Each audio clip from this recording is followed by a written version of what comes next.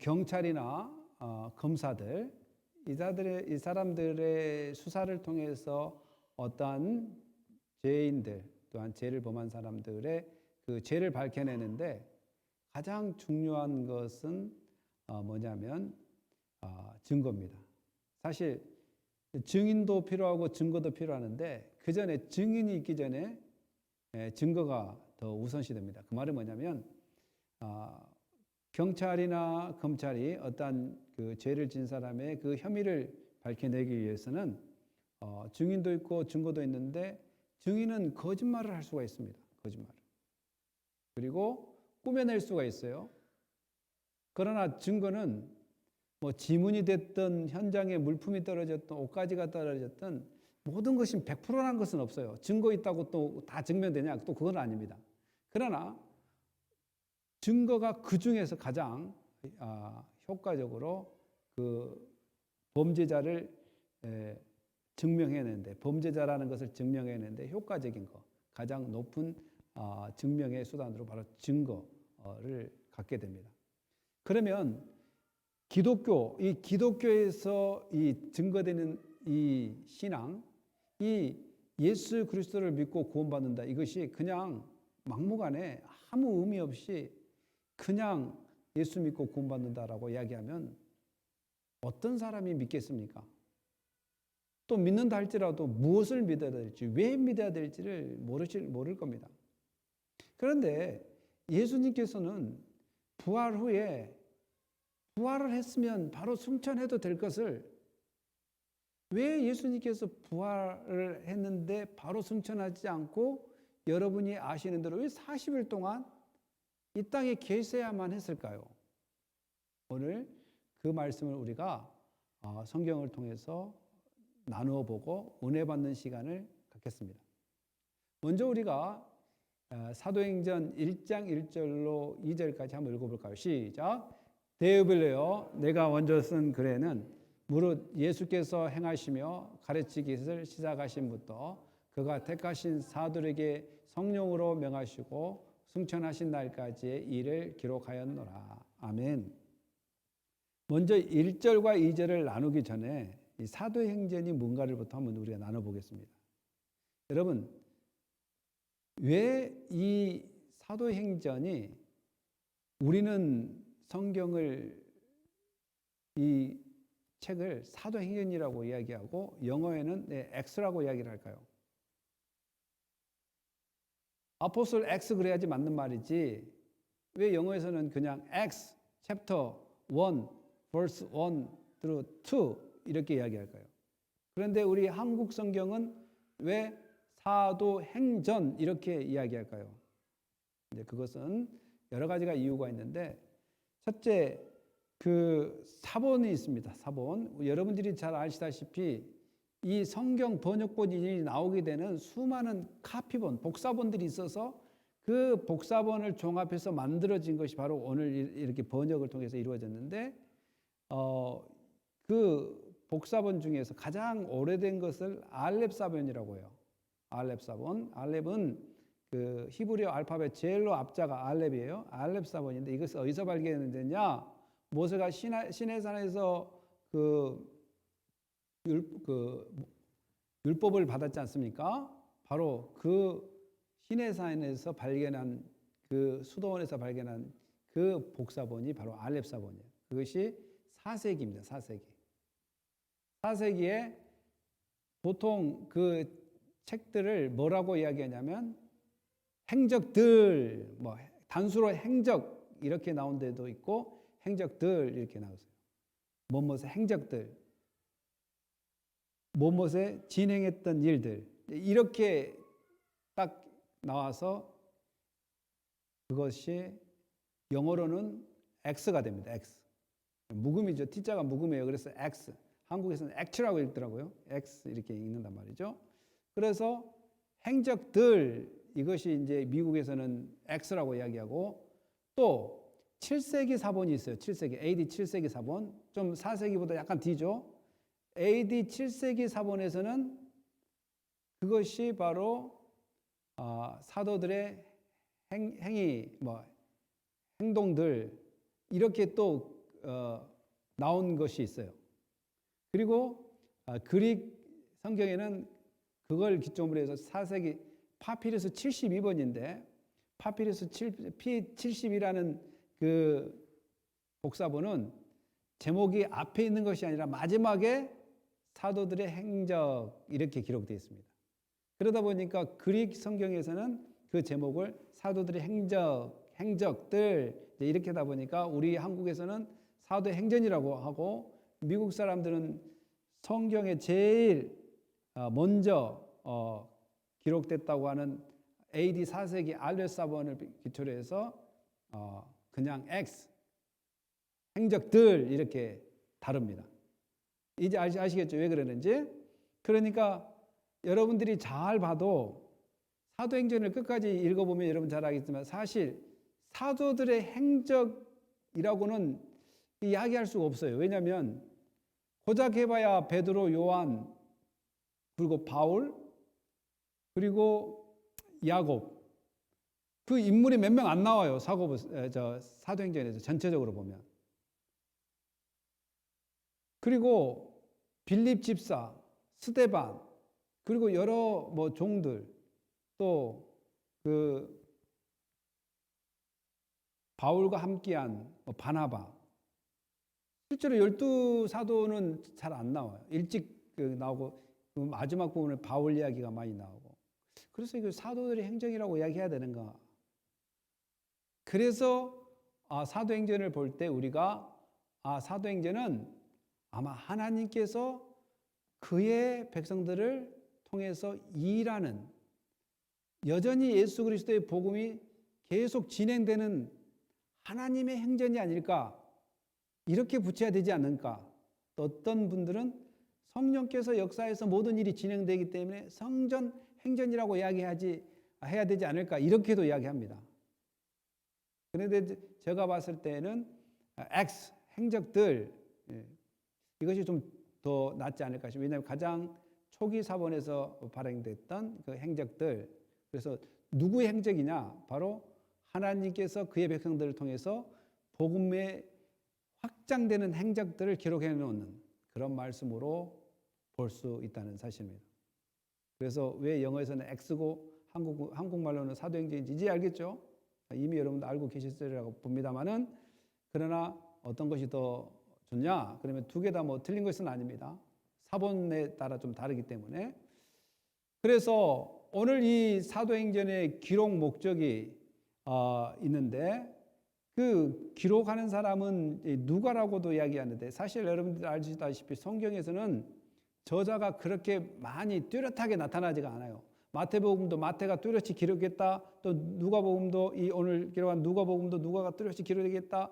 마가복음도 마가가 뚜렷이 기록했다. 이렇게 잘 나타나지가 않습니다. 그래서 그 문서를 비교해보고 말씀을 비교하고 여러 가지 성경책을 비교해보고 역사적 정황을 비교해보고 그래서 마태가 했지 않았을까? 그래서 마태복음 이런 식으로 이렇게 성경이 매겨집니다. 그리고 구약이나 신약에 작자 미상이 많습니다. 히브리서 같은 경우는 어떤 사람은 바울이 썼다, 어떤 사람은 작자 미상이라고 이렇게도 이야기하고요.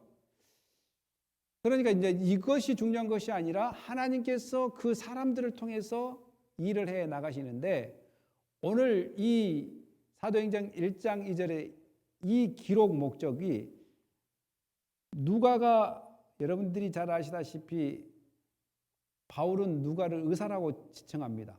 나의 동역자요 의사인 누가를 지칭하는데 그래서 누가가 바울의 동역자고 의사라는 것을 알게 되지 이 성경에서 나는 의사였다라고 밝히지 않아요. 사도행전에서.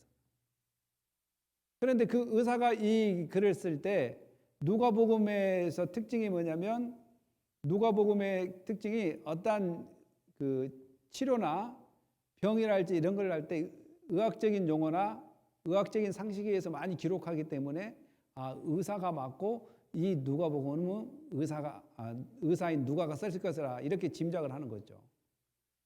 그리고 누가복음을 왜 썼냐? 디오빌로여 내가 먼저 쓴 글에는 이 먼저 쓴다 이 말은 누가복음을 이야기하는 거예요. 무릇 예수께서 행하시며 가르치시기를 시작하신 부터 그가 택하신 사도들에게 성령으로 명하시고 승천하는 날까지 이를 기록한 것이 바로 누가복음입니다.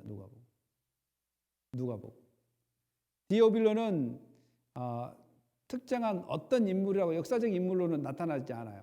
그래서 아마 그때 그 역사적 정황을 봐서 기족일 것이다. 그리고 이 사람은 누가가 이 성경을 쓸 수 있도록 도와주는 후원자일 것이다. 아니면 이방인 신앙인으로서 믿음이 연약한 사람에게 믿음을 더 심어주기 위해서 기록할 것이다. 그리고 이 사람은 존귀한 사람이다. 고관일 것이다. 이런 여러 가지 의견은 있지만 누구라고 이야기할 수는 없는. 그러나 그 당시에 어떠한 책을 써서 누구에게 헌정을 하는 것들은 그 당시에 좀처럼 있었던 일입니다. 우리가 논문을 쓸 때 이 논문은 내 아내를 위해 바칩니다. 저도 그리 썼거든요.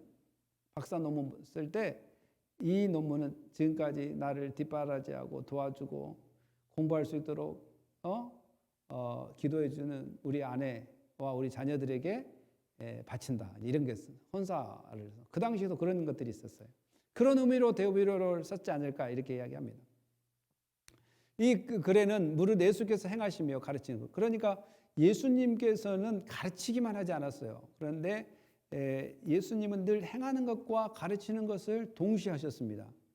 그래서 이제 목회자나 이렇게 가르친 사람들이 늘 좀 빠지기 쉬운 것이 뭐냐면 가르치기는 잘해요. 근데 행위를 보면 안 따라줘. 가르치기는 잘하는데 행동은 영 아니에요. 그런데 예수님은 가르침과 행하는 것, 그 가르치는 것을 행동으로 보여주며 사랑하고 또 전도 다니면서 또 영혼을 깨우러 다니면서 이 앉아서 가르치지만 않다라는 거예요. 사랑하는 성도 여러분, 예수님의 제자들은 가르치는 것과 행동하는 것이 일치돼야 됩니다. 일치돼야 돼요. 왜냐하면 우리는 예수님의 제자들이기 때문에 그렇습니다. 완벽하지는 않지만 그걸 꿈꾸고 우리가 신앙생활을 해야 됩니다. 예수님이 그렇게 하신 것처럼 말입니다. 그리고 예수님께서는 성령으로 명령하고 승천하신 날까지 이 일을 기록하였다. 여러분, 증거는 무엇으로부터 찾을 수 있냐면 이렇게 기록으로부터 찾을 수 있습니다. 그러니까 누가가 이걸 기록해 놓았지 않았다면 이 부활하고 승천하시고 또 무엇을 가르쳤고 무엇을 행했는지를 기록해 놓았지 않으면 어떻게 우리가 그걸 증거로 삼을 수 있겠습니까? 그러나 이렇게 기록함으로 그걸 가지고 증거로 삼게 할 수 있다는 것이 이 기록의 중요성입니다. 이것도 하나님께서 성령을 통해서 성령께서 사람들을 사용하셔서 이렇게 기록해서 하나님의 일이 이 증거로 남아 있습니다. 그 다음에 우리가 3절 한번 읽어봅시다. 시작. 그가 고난받은 후에 또한 그들에게 확실한 많은 증거로 친히 살아계심을 나타내사 40일 동안 그들에게 보이시며 하나님 나라의 일을 말씀하시니라. 제가 전자에 이야기했다시피 예수님께서 부활하시고 그냥 올라가도 되는데 왜 40일 동안 있었을까? 바로 이것입니다. 확실한 많은 증거로 친히 살아계심을 나타내사 40일 동안 그들에게 보이시며, 바로 제자들에게 뭐가 필요했냐면 증거가 필요했습니다. 증거. 예수님이 죽어서 부활하셔서 승천해버렸다면 살아있는지 죽었는지 제사장들이 로마 군병들하고 꾸몄던 것이 뭡니까? 자기들이 자고 있을 때 예수님의 시체를 도둑질해 갔다라고 꾸몄잖아요. 만약에 예수님께서 부활하시고 바로 승천해버렸다면 그것이 맞을 수도 있을 것입니다. 왜? 증거가 없기 때문에. 그러나 그 예수님께서 그 제사장들과 군병들의 그 거짓을 어떻게 반박을 하냐? 이 40일 동안 살아났다는 것을 증거를 남겼기 때문에 그것이 거짓이라는 것이 발견되게 됩니다. 그래서 확실한 많은 증거도 하나가 아니라 많은 증거로 나타나게 됩니다. 여러분, 예수님께서 40일 동안 부활 후 40일 동안 제자들과 있으면서 전체 성경에서 부활 후 제자들과 또 사람들과 몇 번 만난 줄 아세요? 몇 번 만났을까요? 네. 1번 10번, 2번 10번. 몇 번이겠습니까? 두 개 중에 아무거나 해도 됩니다. 두 개 다 1번이니까. 예, 10번 정도 예수님이 사람들하고 만났어요. 그러니까 처음에 여인들에게 나타났어요. 두 번째는 막달라 마리아에게 나타났어요. 그리고 세 번째는 엠마오로 가는 제자들에게 나타났습니다. 그리고 12그 제자가 아니라 11제자가였을 때 그때 11제자들에게 나타나고 또 7제자들이 모였을 때 7제자들에게 나타나고 10제자들이 모였을 때 10제자들이 나타나고 500여 형제에게 나타나고 그리고 예수님의 동생 야고보에게 나타나서 총 10번을 예수님이 살아나서 그들과 만났습니다. 성경상 그렇습니다. 성경에 나온 기록상. 그러나 10번만 만났겠습니까? 기록이 안 돼서 그러지. 40일 동안 뭐 했겠어요? 그들에게 하나님 나라에 대해서 계속 가르치면서 40일 동안 증거를 남겨놓았다는 사실입니다. 그래서 그 증거를 통해서 하는 것이 뭐냐면 증인이 되어야 되는 것이에요. 그 증거를 가지고 증인이 되는 것입니다. 그래서 다음 주 설교가 증인인데 이번 주 설교 제목은 증거고, 그래서 누가복음 24장 46, 48장을 읽어볼까요? 또 시작. 또 이르시되 이같이 그리스도가 고난을 받고 제3일에 죽은 자 가운데서 살아날 것과 또 그의 이름으로 제사함을 받게 하는 회개가 예루살렘에서 시작하여 모든 족속에게 전파될 것이 기록되어 있으니 너희는 이 모든 일의 증인이라. 그러니까 이 누가복음과 사도행전과 겹쳐요, 안 겹쳐요? 겹칩니다. 그래서 누가가 이것을 썼구나라는 것. 그리고 복음의 핵심이 뭐냐면 제3일에 죽은 자 가운데 살아났다. 이거 캐르그마입니다. 선포입니다. 선포. 또 그의 이름으로 죄사함을 받게 하는 회개가 예루살렘에서 시작한 모든 족속에 전파될 것을 기록하기 위해서, 바로 증거를 남기기 위해서, 이 전파를 할 수 있도록 증거를 남기기 위해서 예수님께서 40일 동안 이 땅에 계시면서 많은 증거를 남겼다라는 것입니다. 사랑하는 성도 여러분, 증거가 있으면 뭐합니까?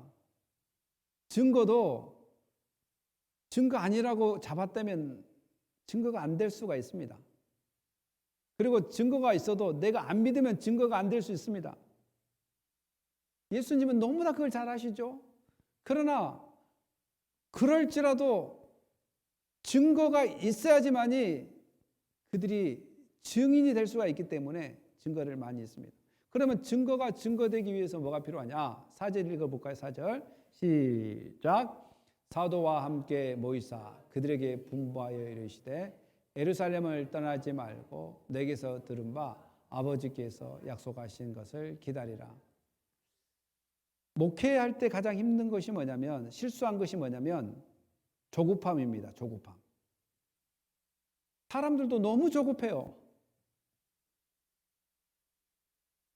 아니, 예수님은 안 바쁜데, 하나님은 안 바쁜데 누가 바쁘냐면 사람이 너무 바빠요. 예수님도 참고 계시고 하나님도 참고 계시는데 사람이 못 참아요. 예수님께서 내 이제 40일 동안 너희들 다 보내줬지? 가, 지금 바로 가, 지금 증거해. 바로 증거해로 가라. 이렇게 예수님이 하질 않더라는 거예요. 사도와 함께 모이사 그들에게 분부하여 이르시되, 분부하는 것이 뭐냐면 복음 증거하러 가라. 이거 분부가 아니라 바로 예루살렘을 떠나지 말라라는 것이 분부였습니다. 떠나지 마라. 떠나지 마라. 왜 떠나지 말아야 되는가? 너희들이 이 증거만 갖고 안 된다. 증거를 증거되게 하기 위한 그러한 능력이 필요한데 그것이 바로 아버지께서 약속한 것이라는 거예요. 아버지께서 약속한 것이 뭐냐? 사도행전 2장 33절에 이렇게 기록합니다. 시작. 하나님이 오른손으로 예수를 높이시매 그가 약속하신 성령을 아버지께서 받아서 너희가 보고 듣는 이것을 부어주셨느니라. 아멘. 성령을 약속하신 것이 바로 성령입니다. 성령. 이 성령을 기다리라는 거예요. 성령을 기다리라. 그래서 증거되게 하는 것은 성령의 역사가 있어야 된다. 여러분 성경 공부 많이 하잖아요. 그왜 능력이 나타나지 않을까요? 또한 성경 공부를 한다 깨달음이 없어요. 그런데 그 성경 공부나 성경 공부와 성경 공부로 되게 깨닫게 하신 분이 누구냐면 바로 성령의 역사입니다. 성령의 역사. 저는 저희 부목사님한테도 이야기했습니다. 목사님 뭐든 많이 하려고 하지 말고 이 교회를 좀 기쁘게 즐겁게 해야 되지 않겠는가. 우리 모든 성도님도 마찬가지예요. 교회 와서 무슨 일을 많이 하려는 것보다 교회 와서 은혜 받기를 사모하고 또 말씀을 사모하고 서로 기쁘고 즐겁게 은혜 받기 위해서 와야 되는 곳이 바로 교회입니다. 하나님께 영광 돌리며 기뻐하는 것. 뭐 어떤 일을 많이 하는 것보다. 왜냐하면 예수님께서 무엇을 먼저 해야 되는 것을 가르쳐 줬어요. 만약에 이렇게 성령 받지 않고 교회에서 어떤 일을 많이 하잖아요. 그러면 95%는 시험 당할 때 교회를 많이 떠나거나 또한 그 일을 하면서 시험을 많이 당합니다. 상처를 많이 받습니다. 사랑하는 성도 여러분, 교회에서 무슨 일을 많이 하려고 하지 말고 일단 더욱더 주님과 친하게 또 주님과 더 가까이 또 주님의 말씀에 더 은혜를 받는 그러한 것들이 선행돼야 됩니다. 거기다 성령이 충만해서 그때 하나님의 일을 해도 늦지 않습니다. 그리고 성령께서 여러분 안에 임재하시면 여러분들이 일할 수 있도록 마음을 여시고 인도하십니다. 어제도 저희들 문화교실을 하는데 테니스 그 클럽이 캔슬했습니다. 비가 와서. 그래서 캔슬을 하고 오늘 비가 오니까 좀 전도 나가지 말고 쉬어야 되겠다. 그런 생각이 들어서 아내하고 이야기하고 오늘 비 오니까 좀 오늘은 내일 예배 주일 준비를 더 잘하자. 그랬더니 갑자기 기도가 나오기 시작해요. 책상에 앉았는데 기도를 했어요. 하나님 어떻게 할까요? 전도를 나가야 될까요? 말아야 될까요? 그래서 하나님께서 마음에 이런 마음을 주셨어요. 사람들을 만나러 다녀라. 나가라. 그래서 아내한테 이야기했죠. 아내 혹시 밖에 나가서 전도를 좀 갈 수 있냐고 그러니까. 저희 아내가 주일날 음식 준비하기 토요일날 바쁘거든요. 시장도 봐야 되고 토요일날 주일날 음식 준비하기 위해서 요리도 해야 되고 또 파워포인트도 만들어야 되고 여러 가지를 막 주보도 만들어야 되고 바쁘거든요. 근데 그날은 자기가 정복기 집사님이 식사를 준비하기 때문에 자기가 오늘은 식사 안 해도 된다고 그러더라고요. 아 그래요? 그럼 나갑시다. 그래서 나가자고 딱 나갔어요.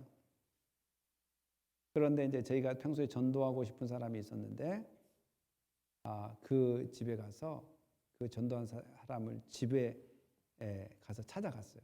근데 그분이 계시더라고요. 계셔서 그분은 이제 차에다가 좀 과일 같은 거 여러 가지 좀 사가지고 나눠주고 또 그분도 나눠주니까 너무 좋아하시더라고요. 계속 기도하고 있으니까 언젠가 예배에 오십시오. 그러니까 그분이 웃으시면서 대답을 급하게 하지는 않은 것 같아요. 왜냐하면 저는 여성분이라 밖에 그 집 앞에 있었고 아내가 들어갔기 때문에 그렇게 하고 정말 기쁘더라고요. 그렇게 좋은 관계를 맺고 매정하게 하지 않고 좋게 이야기를 하고 또 그렇게 했다고 그래서 이제 비를 맞고 이제 그 아내가 갔다가 이제 오고 저는 차에서 이제 그 아내를 같이 태워서 또 다른 장소로 갔어요. 다른 장소를 가다가 운전하고 가는데 그 모터사이클을 타던 사람들이 있었어요. 할리 데이비슨인가 하여간 미국에서 그 유명한 그 모터사이클 있지 않습니까? 그 무리들이 그 가죽 자켓을 딱 입고 한 5-6명이 쫙 타고 이렇게 오더라고요.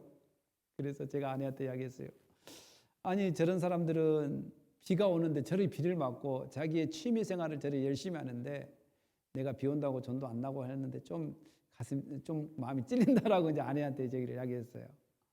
그래서 또 한 그 집에 갔는데 그 성도님은 늘 우리를 반겨줍니다. 네, 그분 성도라고 뭐라고 말하기는 좀 그러는데 하여간 교회에 관심 있고 교회를 다니다가 안 다닌 분인데 늘 저희 가정 부부가 오면 잘 환영해주고 저희들이 또 가면 1시간씩 어떨 때는 30분씩 그분 이야기를 들어줍니다. 그분 계속 레코드처럼 했던 이야기 또 하고 했던 이야기 또 하고 그랬습니다. 그리고 그분의 이야기는 항상 교회 다음 주에 갈게요. 다음 주 갈게요. 그리고 다음 주 되면 또 다음 주에 갈게요. 다음 주 되면 또 다음 주에 계속 입버릇처럼 이야기합니다. 예. 그러니까 오늘이 다음 주고 다음 주가 다음 주고 다음 주가 또 다음 주고 계속 그런 분이에요. 그렇지만 실망하지 않고 포기하지 않고 가라고 했으니까 가서 하니까 이야기도 듣고 또 과일도 좀 사서 드리고 나이 들고 너무 좋아하시더라고요. 그런 것들을 좋아하면서 늘 관계를 맺으면서 결국은 복음의 길로 인도하기 위해서 그러지 않겠어요? 근데 왜 그럴까요? 왜 그런 일을 할까요? 바로 그것입니다. 제가 성령을 받았기 때문에 이 증거, 바로 예수 그리스도 부활과 또한 승천과 그분의 복음이 사람을 살리고 또한 영생을 주는 그 증거를 가지고 있는데 그 증거가 증인되기 위해서는 성령이 충만해야 되는데 성령을 받았기 때문에 이 복음을 증거하지 않으면 가만 앉아만 있으려고 하면 답답해요. 그래서 누가 시켜서 하면 힘들 텐데 그냥 이것이 나의 인간적인 마음과 인간적인 계산으로 하면 내가 이걸 사가지고 주면 별 이익이 없잖아요. 근데 왜 그런 일을 서슴없이 할 수 있냐면 바로 성령을 받으면 이렇게 된대요. 제가 은행에 근무했는데 계산 잘합니다.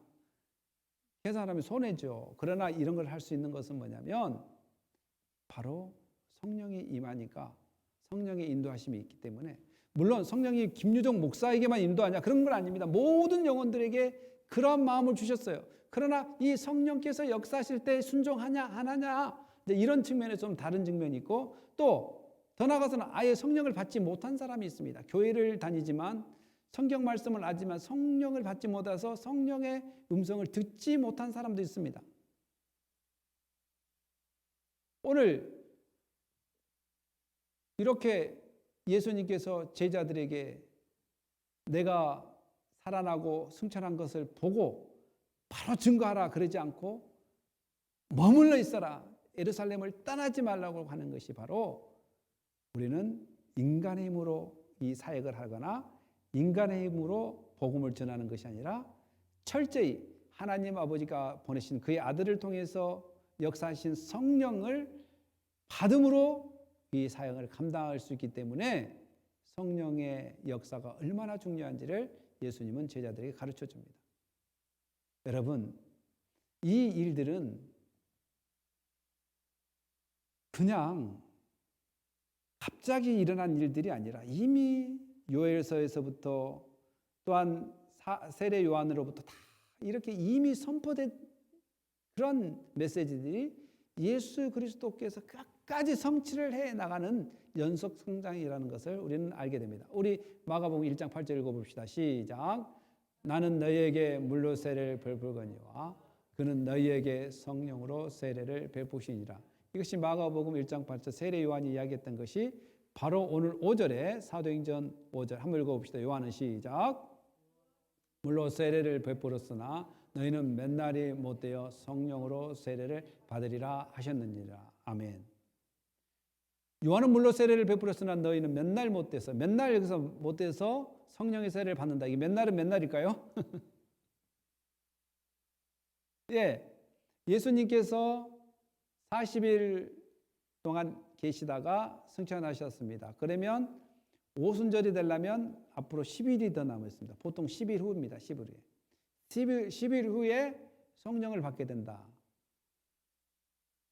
이미 세례 요한이나 요엘서에서 예언했던 그 세례. 여러분 여기서는 이제 물 세례냐 성령 세례냐는 교단마다 해석이 다르고 학자들마다 다르기 때문에 여기서 오늘 그 제목이 증거이기 때문에 증거라는 제목을 통해서 나누기 때문에 이것을 설명하기란 시간이 많이 걸립니다. 그러나 요한의 세례는 종말적이며 또한 예비적인 시스템 이라고 상징적인 의미라면 성령 세례는 이미 오신 예수 그리스도를 통한 구원과 죄 용서함 그리고 새로운 시대가 시작되는 의미로서의 성령이라고 표현할 수 있는데 여러분들은 이제 이것은 언제가 제가 시간이 있을 때 저희 성도님들에게 자세히 설명하겠지만 오늘 제목은 바로 증거라는 측면에서 하나님 말씀을 나누기 때문에 이 성령 세례는 임의적인 것이 아니라 이미 구약 성경 요엘 2장 28절도 한번 읽어볼까요? 시작. 그 위에 내가 내 영을 만민에게 부어주리니 너희 자녀들이 장래일을 말할 것이며 너희 늙은이는 꿈을 꾸며 너희 젊은이는 이상을 볼 것이며 이 요엘서에서도 그러고 사도행전에서도 그러고 이 성령은 뭐가 많이 연결되냐면 말씀 선포와 많이 연결되어 있습니다. 말씀 선포하는 것 그리고 사역적인 측면에서 성령의 역사적인 것들을 많이 언급합니다. 오늘도 내가 내 영을 만민에게 부어주니 너희 자녀들이 장래일을 말한다는 거예요. 장래일이 뭘까요? 바로 우리는 영생을 얻었다는 것이고 장래일은 우리는 천국 간다는 것이고 장래일은 하나님과 만난다는 것이고 장래일은 우리가 예수님과 영원히 함께 계신다는 인간들이 볼 수 없는 것을 말하게 되는 거고 꿈과 환상이 뭡니까? 정말 이 땅에서 볼 수 없는 것, 나눌 수 없는 것 우리가 이 땅에서 예수를 믿음으로 천국을 소유한 이 누림 속에서 완전한 천국을 바라보여가는 소망의 이 메시지들을 말한다. 말씀과 연결되어 있는 것입니다. 말씀과 연결되어 있습니다. 성령을 받으면 말씀을 증거하고 싶어요. 신학을 하든 안 하든 누구를 만나면 내가 예수님은 부활하셨어. 예수님은 우리의 구원자예요. 예수님은 우리의 죄를 용서해 줬단 말을 하기 시작한단 말이에요. 성령을 받으면.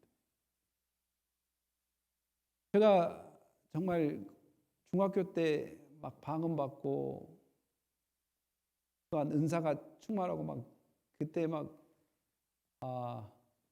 은혜를 많이 받았을 때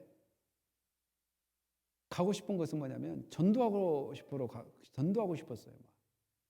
그래서 저희 어머님에게 전도하고 친척들 전도하고 또 고등학교 때는 그 역전 앞에서 전도하고 또 시내에서 전도하고 또 친구들 전도하고 제가 전도한 친구가 지금 한국에 저희 그 홈타운 처치 제가 다녔던 교회 장로님으로 계세요. 지금.